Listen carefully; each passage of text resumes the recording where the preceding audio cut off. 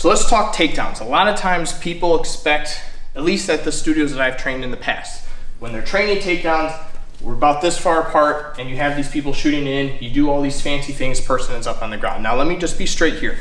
Unless you're some high-end Olympic, D1, collegiate, national American wrestler, no one's shooting tackles from this far away because one, you're never gonna get them. But two, it's extremely easy for me to see it coming. Anytime that he tries to take a shot, I can simply just get out of the way, push him, and we move on, especially in a street situation. So you have to understand that most takedowns or tackles to begin with are going to originate within arm's reach. And a lot of times they're gonna originate from us tying up, grappling up, or maybe if we're exchanging punches, again, we're within arm's reach. So today we're gonna go over a couple different ways on how we can avoid tackles to begin with, and then what do we do if the person actually manages to get in and tackle with you. So stay tuned.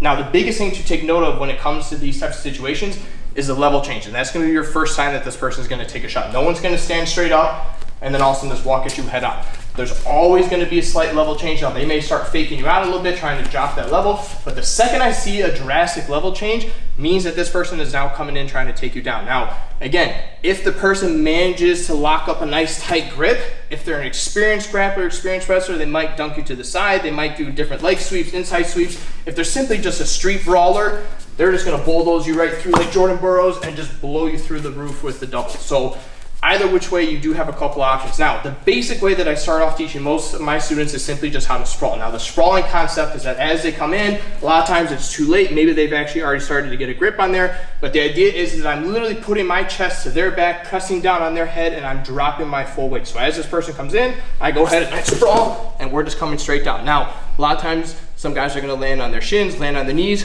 but the idea is that once you land, you pop up off your hips right away so that all my weight is now pressure on this person, because again, he's not gonna sit here. If he doesn't feel this pressure, he's gonna continue driving forward, he's gonna try and pass, he might do an arm drag and take your back, but either way, he's progressing into you. So the idea, again, is that we end up in this sprawl, whether we're head on or we sprawl a little bit off to the angle. Now, I'll post the videos down below that you can check out on ways on how you can take the back from here, as well as different chokes that you can hit, such as the darts and guillotine that we've gone over in the past. All that stuff you can do off the sprawl, but the idea for today is the sprawl to begin with. So again, we're in these situations, we're clinched up, he comes in for the takedown, I simply just sprawl back. Now, one thing that you do have as an option if you do sprawl right away is I can literally sprawl to get him to drop, and then I pop back up to my feet, especially because he's on the ground, he's not gonna be able to get up as quickly. So again, we're here, he comes in, he shoots, sprawl, and I pop right back up. So again, especially in street situations, I wanna be back up to my feet as quickly as possible. Now, the more experienced way is being able to understand that a takedown is approaching you, and you simply work off at an angle, redirect their energy a little bit, and you stay standing the whole time. Now again, this requires me to be able to physically see that the takedown is actually coming, and again, have a little bit more experience. So if we're in these situations, not only do I see his level change, but I feel his motion drop. As I start feeling that pressure, I'm simply just going to pick a direction. A lot of times if you have a collar tie, that's the side you're gonna go to, but I'm going to redirect his energy as I step off to the side a little bit. Now, because again, we're in a street situation, if I manage to get here, yes, I can throw a couple strikes, you can drop a couple elbows, I can throw a knee if I really need to, again, depending on the situation, or I simply just clear, keep my hands up and we create that space. But it all kind of depends. You might kind of stall them a little bit as he shoots. I might kind of stop here and then redirect it all at once. Both work, but again, it's just being able to read and feel that motion.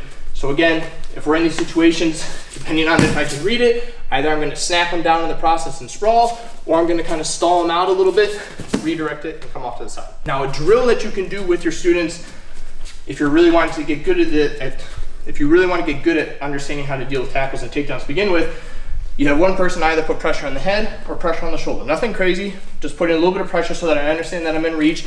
He's gonna move around, I'm gonna move around. Now, his goal is to go full throttle. This isn't a slow motion drill where he's just gonna slowly come in and I go through the motions, because that's not gonna help us at this point.